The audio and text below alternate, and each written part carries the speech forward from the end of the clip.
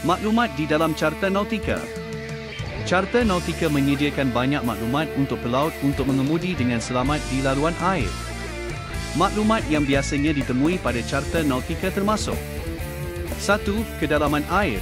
Carta akan menunjukkan kedalaman air di pelbagai lokasi. Maklumat ini penting untuk menavigasi perairan cetek dan mengelakkan terkandas. 2. Bahaya. Carta Nautika menunjukkan potensi bahaya kepada navigasi seperti batu, terumbu, beting, bangkai kapal dan halangan. 3. Bantuan navigasi.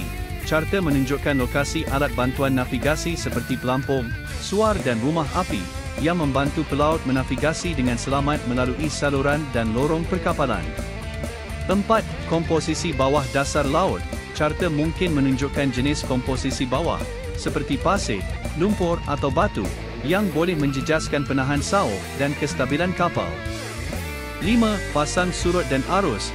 Carta mungkin memberikan maklumat tentang pasang surut dan arus yang dijangkakan di kawasan itu, yang penting untuk navigasi yang selamat. 6. Ciri garis pantai. Carta menunjukkan ciri garis pantai seperti pantai, tebing dan tanjung, yang boleh membantu pelaut mengenal pasti lokasi mereka. 7. Kompas. Variasi magnet. Anda boleh melihat sudut antara utara sebenar dan utara magnet, yang penting untuk navigasi yang tepat dengan kompas. Jika bahan ini bermanfaat kepada anda, subscribe, like dan share.